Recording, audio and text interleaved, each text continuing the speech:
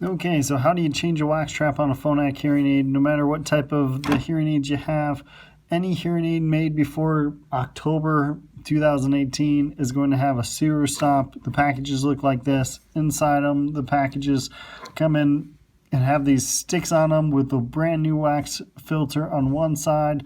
The other side is a little barb tool that's used to pull out the old one. So let me just show you what to do here. So if your hearing aid has a dome on it, you grip one side with your fingers, the other side you can pull the dome just straight off.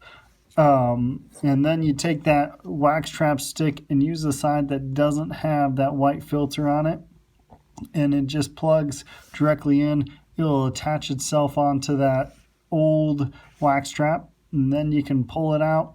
You flip that stick around in your hand, and so then you just push the new one in and pull it out. And then that dome just kind of slides right back on top. You just push it in through that middle there. Same thing with the next one here. This one, instead of having that dome, just has a custom built earpiece for you there. You would just take a wax trap. It's the exact same as before, except you don't have to use that dome. You just push that stick in there. It connects on, pull it out, flip the stick around, and push that new wax trap in, and you're done with that one. Same thing here with in the ear ones. It has that same wax trap on it. I specifically grabbed this hearing aid as the wax trap doesn't stay in there very well. So I'll show you a little trick here if it doesn't come out. So this one connects on. I can pull out the old one, but as you see on this hearing aid, for whatever reason it got old and this wax trap's not going to stay in there very well.